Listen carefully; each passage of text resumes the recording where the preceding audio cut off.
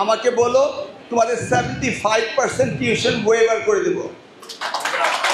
75%। যদি Korean language শিখো বিদেশ যেতে পারবা, জাপানে যেতে পারবা, ফ্রান্স ল্যাঙ্গুয়েজ শিখলে ক্যানাডা যেতে পারবা, এটা ল্যাঙ্গুয়েজ হতে পারে, বা তোমার কম্পিউটার ছোটখাটো প্রোগ্রাম হতে পারে, আড্ডা মারা, গল্প করা, ওই টিকটক দেখা, ফেসবুকের ননসেন্স সময়। ফেসবুক কিন্তু দুইটা সময়, একটা হলো ননসেন্স সময়, একটা গুড সময়। এখন রাজনীতিতেও কিন্তু কোটা সিস্টেম শুরু হয়ে গিয়েছে। নির্বাচনে পাস করতে না পারলে আবার দেখা যায় কোটা সিস্টেমে পাস করা যায়, মানে পিআর পদ্ধতিতে পাস করা যায়। সব জায়গায় কোটা শুরু হচ্ছে, বাট কোটায় মেধার কোনো বিকাশ ঘটে না। আগে ড্রিম, তারপর প্রশ্ন। কি হতে চাও? BCS cadre. ঠিক আছে, এরপর প্রশ্ন করো।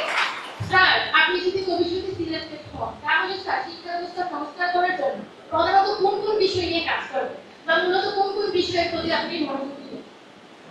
ওয়েল, তুমি একটা বিরাট প্রশ্ন করেছো। প্রথমেই হচ্ছে আমাদের শিক্ষা ব্যবস্থার বিগত দিনগুলোতে যে ক্ষত রয়েছে, এই ক্ষতগুলোকে আগে ঘাড় মেডিসিন দিয়ে শুকানো, অর্থাৎ তোমাদের কারিকুলাম হতে শুরু করা এবং শিক্ষা পদ্ধতি যেভাবে আমি নিয়ে যাচ্ছিলাম, অর্থাৎ কারিগরি শিক্ষা প্রত্যেকের পাশে। যেমন আমি একটি বিশ্ববিদ্যালয়ে, বাই দ্য ওয়ে, তোমরা যদি অতীশ দীপঙ্কর ইউনিভার্সিটিতে কেউ ভর্তি হতে চাও, ইন্টারমিডিয়েট পাস করার পরে আমাকে বলো তোমাদের 75% টিউশন ওয়েভার করে দেব। 75%। তো আমি সেখানে একটা নতুন ইনস্টিটিউট করেছি, এটার নাম হলো skill development institute. Skill development ইনস্টিটিউটটা কি? লেটস সে তুমি ইন্টারমিডিয়েট পরীক্ষা দিলা, রেজাল্ট আউট হতে কয় মাস সময়? 3 মাস। 3 মাস বসে থাকো না? এই 3 মাসে তোমাকে একটা কোর্স আমরা শেখাবো। ইদার ইংলিশ হতে পারে, যদি কোরিয়ান ল্যাঙ্গুয়েজ শিখো বিদেশ যেতে পারবা, জাপানে যেতে পারবা, ফ্রান্স ল্যাঙ্গুয়েজ শিখলে ক্যানাডা যেতে পারবা, এটা ল্যাঙ্গুয়েজ হতে পারে, বা তোমার কম্পিউটার ছোটখাটো প্রোগ্রাম হতে পারে। ইউসি, এই 3 মাসকে আমি কাজে লাগাতে চাই। তুমি অনার্স পরীক্ষা দিলে, মাস্টার ডিগ্রির জন্য অপেক্ষা করছো, সেই সময় তোমাকে আমি কাজে লাগাতে চাই। তুমি মাস্টার্স পাস করছো, চাকরি হান্টিং করছো, সেই সময়টাকে আমি কাজে লাগাতে চাই। সেই জন্য আমি একটি ইনস্টিটিউশন করেছি অতীশ দীপঙ্কর ইউনিভার্সিটিতে, সেটার নাম হলো স্কিল ডেভেলপমেন্ট ইনস্টিটিউট। অর্থাৎ তোমার জীবনের প্রত্যেকটি সময়কে কাজে লাগাতে হবে। This is the time. এখন কিন্তু কেউ গল্প করা, আড্ডা মারার সময় না। আড্ডা মারা, গল্প করা, ওই টিকটক দেখা, ফেসবুকের ননসেন্স সময়। ফেসবুক কিন্তু দুইটা সময়, একটা হলো ননসেন্স সময়, একটা গুড সময়। ভালো সময়ে ভালো জিনিসকে দেখা, শিক্ষণীয় কিছু দেখা। আমি কিন্তু 24 আওয়ার্স ঘুম ছাড়া কাজ করি সারাক্ষণ। আমি যদি ফেসবুকেও যাই, একটা এডুকেশনাল কিছু দেখবো। আমি ইউটিউবে যাব, সামথিং লার্নিং দেখবো, শিখবো, জানার চেষ্টা করব।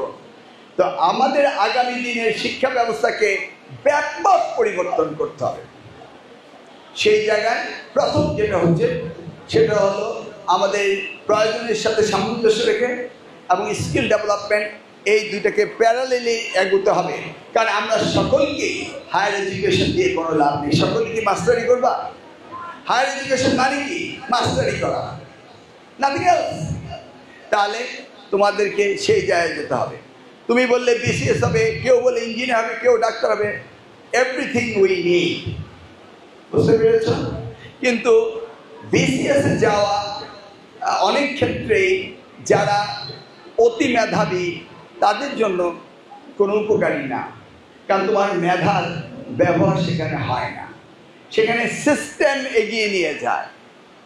তুমি চাকরিতে বড় হচ্ছ, কিন্তু মেধার প্র্যাকটিসটা খুব কম সেখানে হয়, কারণ সিস্টেমের ভিতর দিয়ে তারা যায়। However it is a very prestigious.